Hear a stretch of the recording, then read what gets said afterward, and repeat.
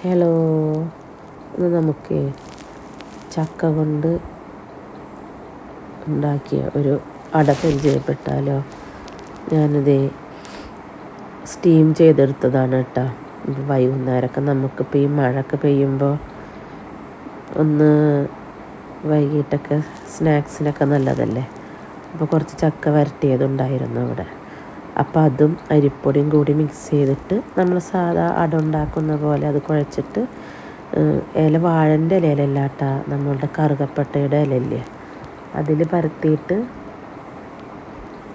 തേങ്ങയും നല്ല ജീരകവും പഞ്ചസാരൊക്കെ ഇട്ടിട്ട്, പഞ്ചസാര ഇട്ടില്ല ഓൾറെഡി, പിന്നെ ചക്കയിൽ മധുരം ഉണ്ടല്ലോ, ഇതും കൂടിയിട്ട് അങ്ങനെ ആവിയിൽ ചെയ്തെടുത്തതാട്ടോ. സംഭവം ടേസ്റ്റ് ഉണ്ട്, നല്ല ഭംഗിയുണ്ട്. പിന്നെ അതിൻ്റെ അടിയിൽ തന്നെ 2 കോഴിമുട്ടയും പുഴുങ്ങാൻ വെച്ചുട്ടാ. അപ്പം അതിൻ്റെ ഒരു വീഡിയോ എടുത്തതാണ്. വീഡിയോ എല്ലാവരും കാണുക. ഇഷ്ടമായാൽ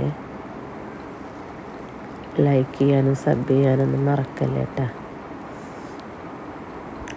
ഒരു അരമണിക്കൂർ നേരം അത് ഉണ്ടാക്കിയിട്ട് ഞങ്ങൾ സ്റ്റീം ചെയ്ത് വെച്ചിട്ടാ.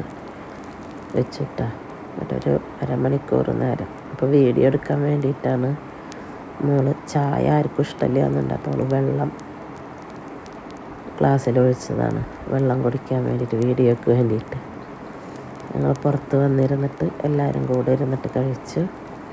സംഭവം നല്ല മഴയൊക്കെ പെയ്യുമ്പോൾ പുറത്ത് വന്നിരുന്നിട്ട് ഇങ്ങനത്തൊക്കെ ഇരുന്ന് കഴിക്കാൻ അതൊരു ടേസ്റ്റ് തന്നെയാണ് കേട്ടോ.